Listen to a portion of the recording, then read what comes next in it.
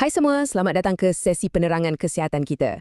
Hari ini kita nak sembang santai tapi pasal satu topik yang sangat penting, iaitu kanser cervix atau kanser pangkal rahim.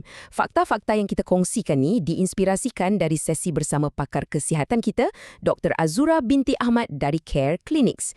Matlamat kita simple je hari ini, kita nak kongsikan kepada anda info kesihatan yang jelas, tepat dan yang paling penting, mudah untuk kita semua faham. Jom kita mulakan. Okey, ini peta perjalanan kita. Ada 6 bahagian. 1. Mengenali kanser cervix. 2. Faktor risiko dan gejala. 3. Pemeriksaan dan diagnosis. 4. Rawatan dan pencegahan. 5. Kepentingan vaksin HPV. Dan 6. Langkah seterusnya bersama Care Clinics. Bahagian pertama, mengenali kanser cervix, memahami asas penyakit. Okey, sebelum pergi jauh, kita kena faham dulu apa dan di mana letaknya cervix ni. Secara anatominya, cervix ni adalah bahagian pangkal bawah rahim wanita yang bersambung terus dengan bahagian atas faraj. Di persimpangan kritikal inilah, tisu-tisu yang sihat sangat terdedah kepada perubahan sel. Kalau tak dipantau dengan baik, sel-sel inilah yang berpotensi tinggi untuk bertukar jadi sel kanser. Jadi, anda mesti tertanya-tanya, apa sebenarnya dalang yang menyebabkan tisu sihat di cervix tadi berubah jadi sel kanser? Bila kita kaji data perubatan, jawapannya sangat jelas menghala ke satu punca utama, jangkitan kuman yang dipanggil Human Papilloma Virus atau nama pendeknya HPV.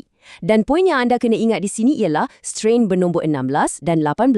Dua jenis virus HPV inilah punca yang paling utama kenapa kanser pangkal rahim ni boleh berlaku. Bahagian kedua, faktor risiko dan gejala, tanda-tanda amaran.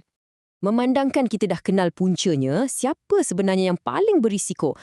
Berdasarkan data kesihatan, gaya hidup dan genetik sangat memainkan peranan. Faktor risiko utama termasuklah ada sejarah keluarga, mengamalkan seks rambang, kahwin pada usia yang terlalu muda dan tabiat merokok. Malah, apa yang patut anda beri perhatian juga, sejarah mengandung lebih daripada 5 kali turut direkodkan sebagai salah satu faktor risiko yang agak ketara di negara kita.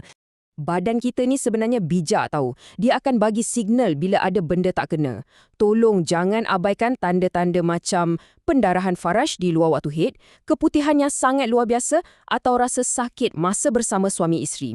Jangan abaikan juga kalau haid berlarutan, berat badan turun mendadak tanpa sebab ataupun rasa sakit kaki dan pelvik yang teruk. Kalau ada simptom-simptom ni, itu adalah isyarat kecemasan badan yang perlukan perhatian doktor dengan segera. Bahagian ketiga, pemeriksaan dan diagnosis, langkah pengesanan awal. Kalau anda rasa berisiko atau ada simptom tadi, mesti anda terfikir, macam mana doktor buat pemeriksaan? Proses saringan ini sebenarnya sangat ringkas dan berkesan. Selalunya, doktor akan lalui 4 langkah utama. Pertama, semak sejarah kesihatan dan fizikal.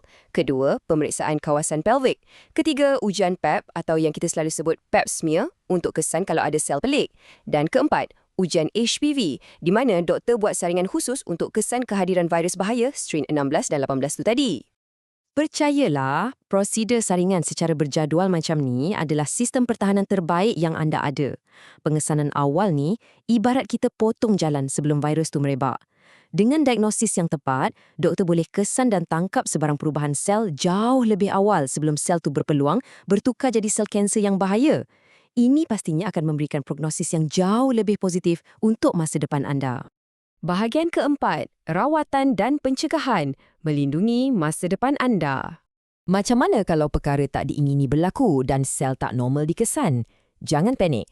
Dari sudut rawatan, kita ada intervensi yang kuat untuk uruskan prognosis ini, seperti pembedahan buang sel kanser, prosedur kemoterapi dan juga terapi radiasi. Tapi, macam yang kita semua tahu, mencegahkan sentiasa lebih baik dari merawat. Anda sangat digalakkan untuk ubah gaya hidup, berhenti merokok, sentiasa guna perlindungan yang selamat dan tolong elakkan amalan seks yang berisiko. Bahagian kelima, kepentingan vaksin HPV, perisai utama anda. Bila kita berbincang soal pencegahan yang paling berkuasa menyelamatkan nyawa, kita mesti bercakap mengenai vaksinasi. Kita di Malaysia ni bertuah tahu, kerajaan kita ada ambil pendekatan kesihatan awam yang sangat proaktif dengan menawarkan program imunisasi HPV secara percuma, terutamanya untuk adik-adik perempuan kita yang berumur 13 tahun, iaitu pelajar tingkatan 1. Mungkin anda tertanya, kenapa nak bagi pada umur semuda tu? Logiknya mudah je. Vaksinasi seawal mungkin sebelum mereka langsung terdedah kepada virus akan berikan perlindungan yang paling optimum. Ia akan tolong badan bina antibodi yang boleh terus halang jangkitan HPV dan secara efektifnya mematikan terus potensi mereka untuk dapat kanser cervix di kemudian hari. Bahagian ke-6, langkah seterusnya bersama Care Clinics. Ambil tindakan hari ini. Jadi, lepas kita faham semua ilmu tentang risiko, saringan dan pencegahan ni, apa yang anda patut buat sekarang? Pasukan perubatan profesional di Care Clinics, contohnya macam Dr. Azura binti Ahmad, sentiasa bersedia dan lengkap untuk bantu anda. Mereka boleh bimbing anda untuk lalui semua proses ujian saringan klinikal dan ujian pap smear yang kita bincangkan tadi dengan selamat, tepat dan selesa. Pesanan penting dari kami, tolonglah jangan tunggu sampai simptom tu mula tunjukkan diri baru nak bertindak. Kalau dah ada simptom tu, selalunya ia bermakna fasa tu dah makin kompleks. Ambil langkah proaktif hari ni juga, layari laman web mereka di www.careclinics.com.my untuk buat temu janji saringan rutin. Kesihatan anda ada di tangan anda. Untuk penutup sesi kita ni, cuba tanya soalan ni pada diri anda sendiri. Fakta perubatan secara terang-terang dah buktikan yang kanser cervix ni adalah penyakit yang hampir 100% kita boleh halang. Jadi adakah anda akan buat pilihan yang bijak hari ni untuk jalani saringan dan pastikan masa depan anda terlindung? Kuasa untuk tentukan prognosis terbaik betul-betul ada pada anda.